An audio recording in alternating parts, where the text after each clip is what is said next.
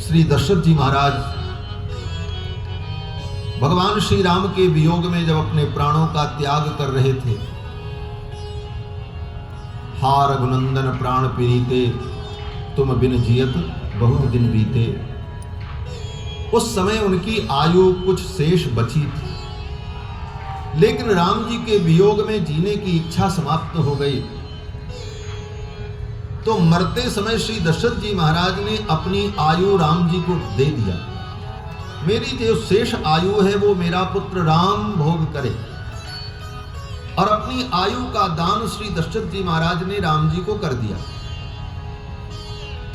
और जब पिताजी की उस आयु के भोग का समय आया, क्योंकि वो आयु तो राम जी को ही भोगना था, पिताजी के आयु के भोग का जब समय आया तो भगवान श्री राम ने विचार किया कि जब मैं पिता की आयु का भोग करूं, उस समय सीता अगर मेरे साथ रहती हैं तो ये धर्म नहीं होगा, क्योंकि पिता के लिए तो वो पुत्र वधू है।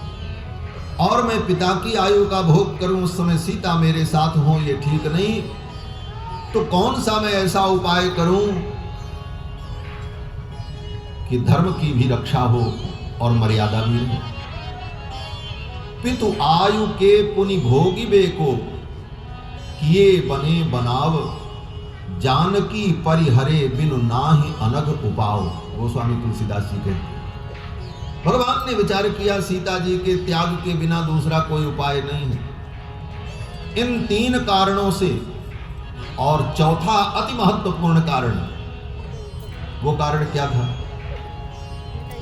बोले धर्म की स्थापना के लिए तो राम जी का अवतार हुआ। राम जी ने धर्म की स्थापना की, अपने चरित्र से समाज को शिक्षा दी, लेकिन राम जी 11,000 वर्ष की लीला पूर्ण करके चले जाएंगे। उसके बाद राम जी के निज धाम गमन के बाद संसार में धर्म की स्थापना कैसे होगी? कब तक राम जी बैठे रहेंगे यहां धर्म की स्थापना के लिए प्रकट रूप में? तो भगवान ने विचार किया, मेरे चले जाने के बाद धर्म की स्थापना मेरे चरित्र से होगी, मेरे गुणों से होगी, मेरी कथा से होगी। और ये मेरा चरित्र, ये मेरी कथा लिपिबद्ध होगी, और इसी को सुन करके पढ़ करके लोगों को धर्म का परिज्ञान होगा और धर्म की स्थापना होगी, और जुगों जुगों तक धर्म मेरे चरित्र के द्वारा समाज में प्रतिष्ठित होता रहेगा। इसके लिए इस चरित्र को लिखने वाला भी चाहिए। अब लिखेगा कौन? बोले तय हो गया, वाल्मीकि जी लिखेंगे। लेकिन वाल्मीकि जी के अंदर ये लिखने की शक्ति कहां से आएगी? भगवान के चरित्र को लिखना साधारण बात है। भगवान के चरित्र को लिखना क्यों? बोले भगवान असाधारण है, भगवान का चरित्र भी असाधारण है। तो भगवान के चरित्र को लिखने वाला भी असाधारण हो, और उसके अंदर असाधारण सामर्थ्य होगा, तभी वो लिख सकता है। और वह सामर्थ्य प्रदान करने के लिए भगवान ने अपनी साक्षात करुणा को, भगवान ने अपनी साक्षात करुणा को महर्षि वाल्मीकि के पास भेज दिया। किस रूप में? बोले श्री सीता जी के रूप में। सीता जी साक्षात भगवान की करुणा है, भगवती करुणा है, और करुणा और कृपा ही मूर्तिमती होकर के भगवती जानकी के रूप में। और करुणा के साथ साथ ये कौन है? बोले भगवान के चरित्र को लिखने के लिए सरस्वती की कृपा होनी चाहिए। भगवान ने विचार किया, सरस्वती की कृपा से मेरे चरित्र को वाल्मीकि नहीं लिख पाएंगे। जो सरस्वती भगवान के चरित्र का वर्णन करने में असमर्थ हो जाती है,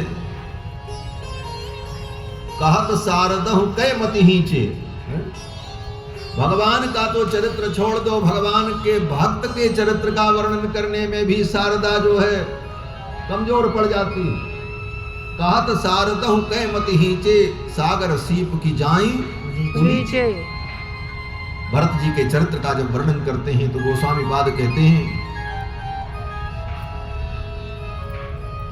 कि शारदा की मति भी संकुचित हो जाती है। वो शारदा भगवान के चरित्र के लेखन में कितना सहयोग कर पाएगी। तब भगवान ने विचार किया, ध्यान से सुनना, ये वैष्णव सिद्धांत का महान अनुभव है जो हमारे आचार्यों ने किया